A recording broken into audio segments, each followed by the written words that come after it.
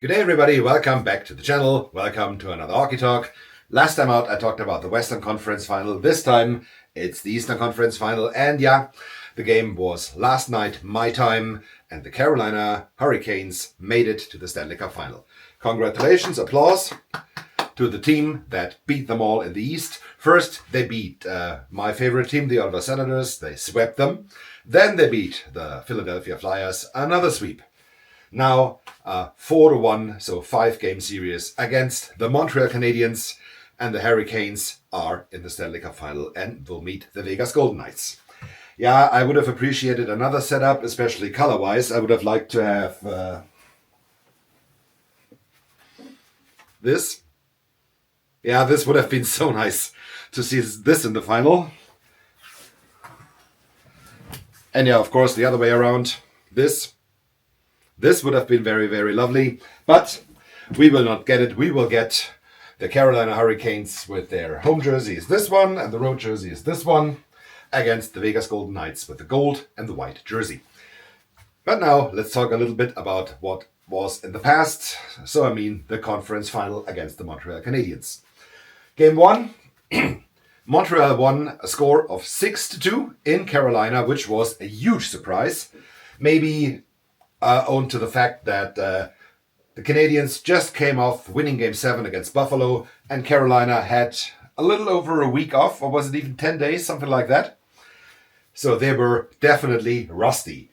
Carolina had 28 shots in this game, Montreal had 22, and this was what, in the end, ruined the save percentage for Frederik Anderson in the goal of the Carolina Hurricanes. Game 2 then, it went to overtime. The Canes won 3-2. 26 shots on goal against 12.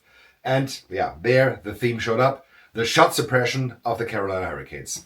This is where this team is so good. The shot suppression and playing as a unit. The collectiveness. I hope this is a word. Let me know in the comment section below if I'm wrong. They do not have a single player you can shut down or a line you can shut down. Everybody on the Hurricanes roster will hurt you, and everybody will do the shot suppression. Everybody will fight. Everybody will block. Everyone is doing everything. And this is what makes this team so dangerous. Game 3, another overtime win in Montreal, 3-2 again. And the Carolina Hurricanes had 39 shots in this game. They allowed 13 by Montreal in the Centre Bell. Game 4, once again, Centre Bell, 4-0 win for the Hurricanes, 44 shots against 18. And the do-or-die game, the winner-go-home game for the Montreal Canadiens, Game 5 last night, 6-1 is the score, 30-24 shots for the Carolina Hurricanes. And of these 24, I think, 9 were in the third period, where they were already down 5-0. So they had 15 shots in the first 2 periods in a must-win game. That's by far not enough. Altogether, the Hurricanes had 18 goals. Montreal had 11. 167 shots against 89. 89 shots in 5 games. That's less than 20 shots allowed per game. And this, in a conference final, is a statement. This is a real hard statement for the next opponent, in this case for the Vegas Golden Knights. Come and get us. We will not allow you to get the shots you are used to get. Our goaltender is good. He doesn't need to be brilliant. We will protect him. 12 shots, 13 shots, 18 shots. 89 shots in 5 games. That's impressive. The save percentage was .892 for Montreal, which is good. .876 for Carolina, for Frederik Anderson. Okay, that was game 1. That was just game 1. All the other games, the save percentage was good, was okay. But game 1 with 6 goals allowed on 22 shots, that's hard. Anyway, it was more than enough for the Hurricanes to win the series with a score of 4-1.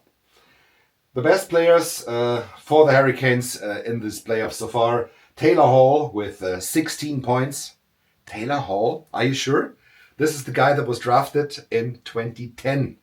Yeah, he was drafted first overall, but he is almost 34 years of age. He is definitely past his prime, has a brilliant run in these playoffs. 16 points in, 13 games. That's, wow. Taylor Hall, great effort. Jackson Blake, 15 points in 13 games. That's not bad either. And these are both not guys that play on the top line for Carolina. As I said, the top line is doing the work of a fourth line, and they are the top line. They are doing everything. And even the fourth line, and I think Hall and Blake, they're both playing on the third line normally. And even the fourth line is dangerous to score, but mainly shot suppression. This is what they all do. So good. The best scorer, Logan Stankoven, 9 goals. And yeah, Dallas, do you already miss him? Yeah, I believe you do. And of course, Frederick Anderson in goal. I didn't think when the playoffs started that Anderson would play just 1 minute. I thought they would go with Bossy, who was the better of their goaltenders in the regular season. No, Rod Brind'Amour decided, let's go with the experience, let's go with Frederick Anderson. And he was right. Compliments to Rod Brind'Amour, who always seems to have a plan. Whatever happens, the Senators tried to play it hard. Played a little dirty even. They had an answer. The Flyers, with their youth, they tried to play it fast. Carolina had an answer.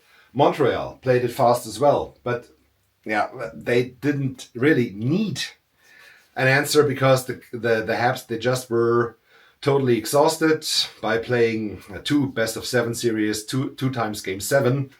Yeah, but the Hurricanes still were by far the better team. Look at the shots, look at the score. Now, the score is not so much, 2 times the overtime, but at the shots and at the chances altogether. The eyeball test, of course, shows you as well. The Carolina Hurricanes were the best team in the Eastern Conference. But I put on the stats for Anderson, so let's read it. Frederick Anderson, 1.41 goals against average in these playoffs, which is brilliant. 931 save percentage altogether. So he had brilliant save percentages against Ottawa and against Philadelphia. The only thing that hurt him was Game 1 against Montreal. Okay, so far the look at the Eastern Conference Final, where the Carolina Hurricanes were clearly the better team against the Montreal Canadiens, and I think they deserved to win. What will happen in the Stanley Cup Final?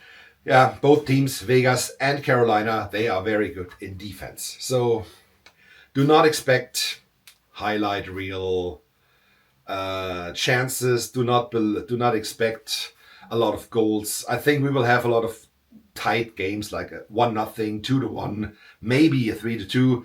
I think we will have at least 2, maybe 3 games in overtime, and I think this will be a tight series. Both teams are, they are the best defensive teams in the league. The best defensive teams in the playoffs, definitely. Who will win? I think Carolina should be the team coming out on top at the end.